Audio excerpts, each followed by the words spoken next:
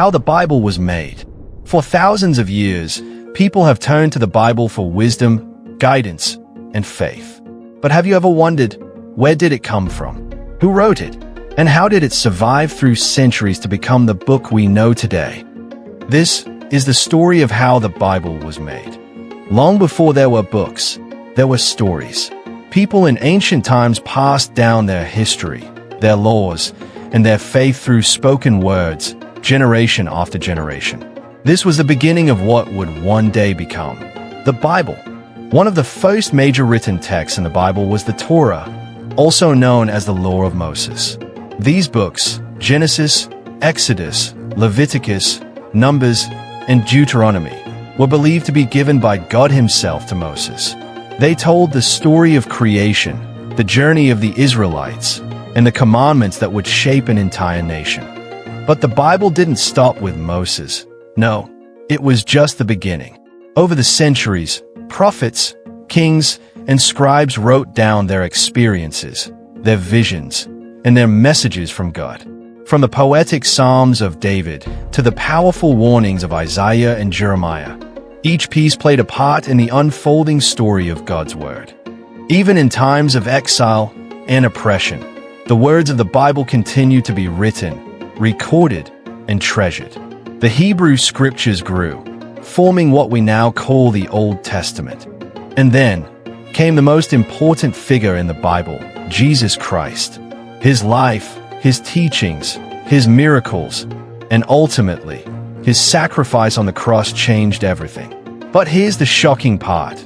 Jesus never wrote a single word of the Bible. So how do we know His story? The story of Jesus was written by His followers, Matthew, Mark, Luke, and John. These four men wrote what we now call the Gospels, recording the life, death, and resurrection of Jesus.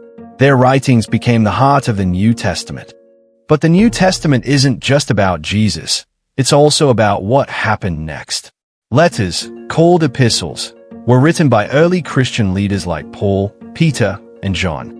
They sent these letters to different churches, encouraging believers, warning against false teachings, and explaining the message of Jesus. And guess what? These letters became part of the Bible too. Despite persecution, despite danger, these writings spread. The message of Jesus could not be silenced. But there was a problem. By the 4th century, many writings about Jesus were circulating. Some true, some false. So how did they decide? Which books truly belonged in the Bible? Which ones were inspired by God?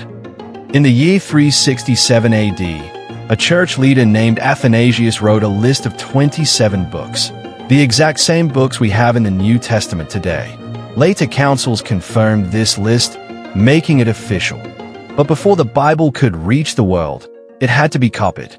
And in a time before printing presses, this was done by hand, one letter at a time. Monks in monasteries dedicated their lives to copying the scriptures, preserving them for generations to come.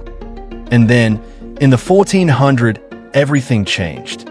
A German inventor named Johannes Gutenberg created the printing press.